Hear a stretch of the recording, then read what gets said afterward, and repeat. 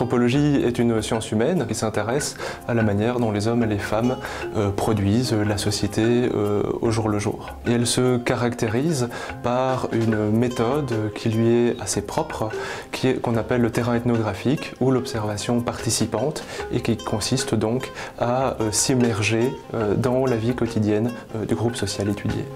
Donc ici à l'Université de Liège, nous offrons tout d'abord une formation en anthropologie générale. Nous avons également donc un centre de recherche, le laboratoire d'anthropologie sociale et culturelle, qui est spécialisé dans 3 domaines particuliers, que sont l'anthropologie de l'enfance et de la famille, l'anthropologie de la communication et des rapports homme-animal, et l'anthropologie des dynamiques sociales et du développement. La formation repose sur l'articulation entre théorie et pratique. La pratique, en anthropologie, c'est le terrain ethnographique. Pour le master comme pour le doctorat, on peut faire son terrain en Belgique ou au bout du monde. C'est Adam, oui, c'est le nouveau jeune du village. Donc il va faire aussi 3 mois. Oui. Je suis en train de faire un mémoire sur des séjours de rupture pour adolescents.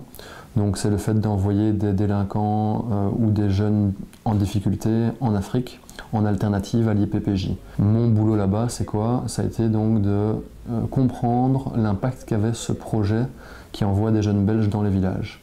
Comment le comprendre? En étant en immersion pendant plusieurs mois avec les personnes et avec les acteurs. À travers le cursus qu'on reçoit à l'université pendant les 2 années de master, nous avons plusieurs cours qui nous permettent de tester plusieurs environnements.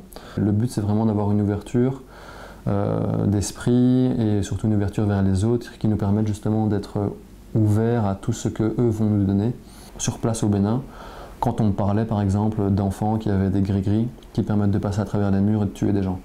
À ce moment-là, si on fait des grands yeux et qu'on rigole, on peut être très très mal vu. Et si on ne comprend pas ça, on ne comprend pas en fait l'impact que ça a sur le social.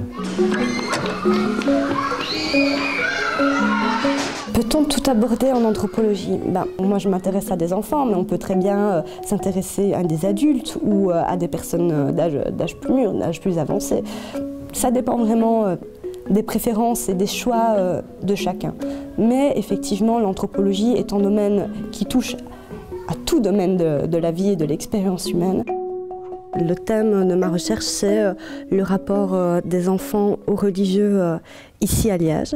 Les enfants qui sont ciblés avant tout, c'est des enfants qui ont entre 6 et 8 ans. Je suis des enfants au sein de leur classe et dans la cour de récré avec une démarche participatoire. Donc je fais exactement ce qu'ils font et je joue même avec eux dans la mesure où ils me le demanderaient.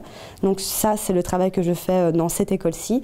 Par ailleurs, j'ai le même type de démarche dans d'autres endroits ici à Liège investis par des enfants, histoire d'avoir une perspective qui soit comparative et contextualisée de la vie des enfants que je suis. Ça va vraiment être par accumulation de données de différents types que le sens va finalement émerger, mais il faut avoir de la patience. Ça va vraiment sur le long terme.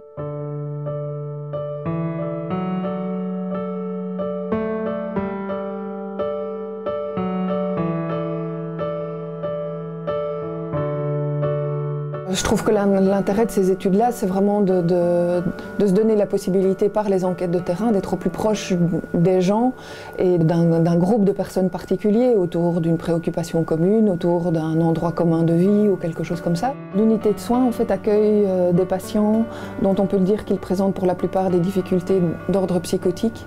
Ce sont des patients donc, pour qui l'ancrage dans le réel n'est pas toujours facile. Et le pari, c'était finalement de voir comment les chiens pouvaient contribuer à accrocher justement ces patients dans une certaine réalité partagée. Il s'agit d'un projet de médiation animale ou de thérapie assistée par l'animal qui a d'emblée été soutenu par l'hôpital Saint-Martin. Et au départ, ma recherche avait été financée par l'Université de Liège, par la Fondation Zomer aussi de France. Et maintenant, en fait, c'est l'hôpital lui-même qui soutient ma recherche avec le désir de voir dans quelle mesure un tel projet de médiation animale pouvait être étendu au sein de l'hôpital à d'autres populations de patients, à d'autres unités de soins éventuellement. Sur le marché de l'emploi, il faut savoir mettre en avant ses compétences d'anthropologue.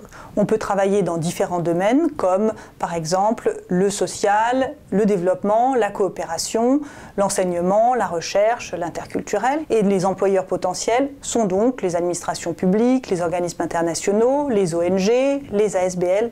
Et on peut même, pour ces mêmes employeurs, travailler comme consultant. C'est d'abord un métier très polyvalent, donc qui implique très souvent de voyager, de découvrir différents univers parfois très éloignés des autres, de pouvoir les analyser, de dialoguer aussi, d'interagir avec des politiques ou avec des personnes qui veulent en tout cas changer les choses.